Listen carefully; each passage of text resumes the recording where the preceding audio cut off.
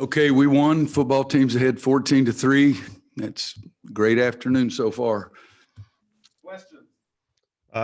Jared Fialco. Roy, knowing your long-standing personal relationship with Lavelle, is there any part of you that would like to see this series continue almost to a year-by-year level?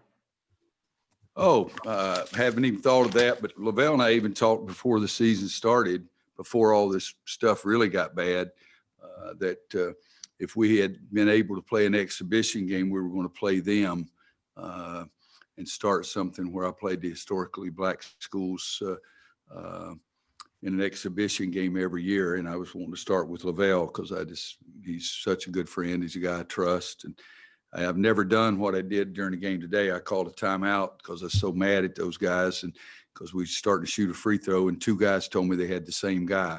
And so that's the reason I called a timeout. So I went down and said, Lavelle, I was just trying to coach my freshmen. And he said, oh, well, don't worry about it. We needed the timeout too. But don't know that I've ever done that, but that just shows how much I appreciate him, appreciate who he is and what he does. Ross Martin, sorry.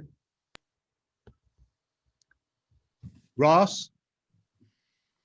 All right, Josh Graham. My internet connection's messed up.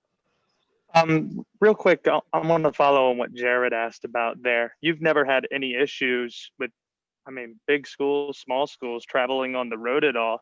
Have you ever once considered what it might mean to an HBCU to play at their? That's what you asked about Playtech. I feel like I've played about every place in the world to play. Anyway. So I probably have never thought in those terms, no, but I'd have to think about it to see if I know when I was at Kansas, there were only 4 non-Division I teams in the state, and we played one of them in an exhibition game and another one in a home game every year to give them the money, and then switched and played the other 2 the next year. But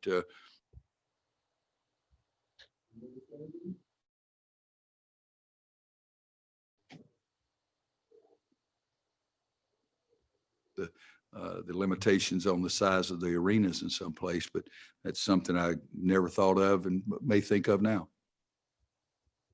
Thanks, Coach. Brett Friedlander. Yeah, Roy. Caleb had 6 more turnovers today, and I believe that's now 24 for the season.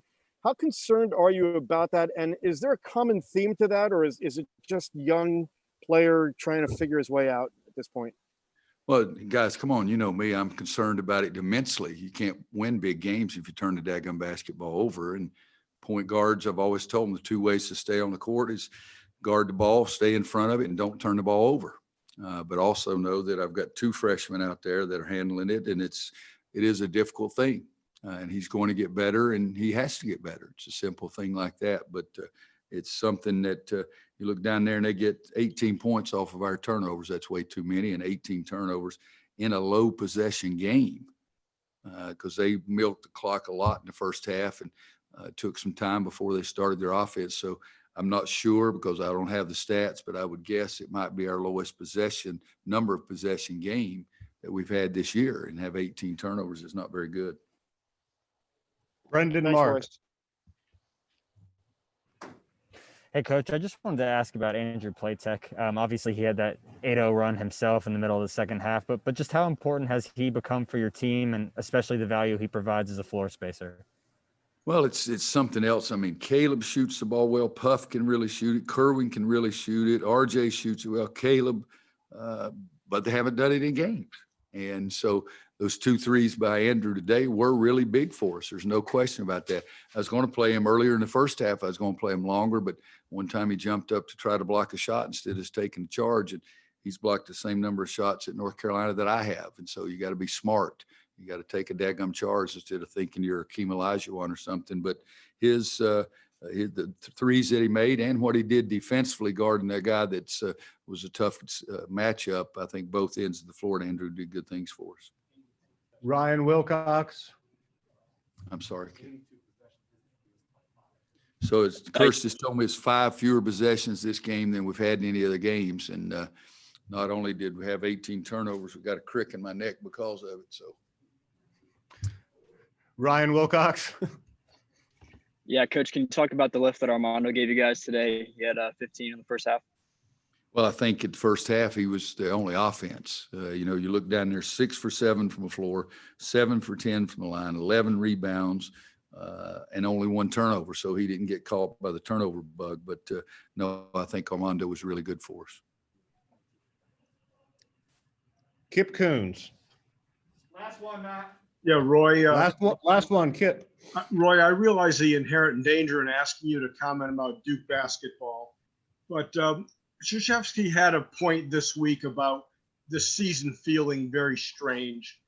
What was your understanding of what he meant, and do you agree or disagree?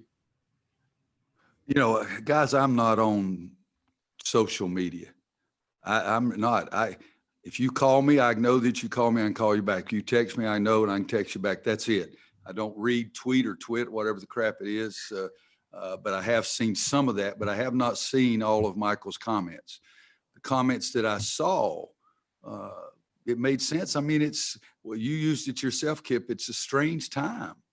I mean, it's the most unusual time that I've ever seen, and it changes. And the thing that I saw, and again, I haven't seen it. Somebody told me, said it was strange times. I agree. It's times that we're not used to. I agree. And that we should probably take a different look at it now than we did in July or June. I don't even know if he used the time, but he said some months ago. So I think there is validity to that. I have no problem with that whatsoever. Again, if he said Roy Williams is ugly, I might have something to say about that. I'd probably agree. So I don't know what he said. Those 3 things are what I heard. And I agree with that. And I guarantee that Mike doesn't go to bed at night and the last thing he does before he goes to bed to read what Roy Williams's comments were. And so I have a tremendous amount of faith in Michael. It's a surprise the heck out of people that we've been on committees together for so many years. And I would bet 95% of the times we agree when we were on those committees making decisions or suggestions or whatever they were. We agree on tremendously high percentage of things. And I think that somebody said, some other coach said something, and I don't know what that was. But I do know that I think Michael has a great concern and interest in what college basketball is, where college basketball is going. And the other thing is Michael Krzyzewski has the right to his own opinion. He doesn't need to get that from Roy Williams. Let me check my phone and see if he called me and asked if he could say what the hell he wanted to say. I don't see any calls from him, but again, guys, I don't stay on that stuff. And again, Mike doesn't watch what I say every day either, but those 3 things that somebody told me he said, I have no problems with that whatsoever. Thanks, guys.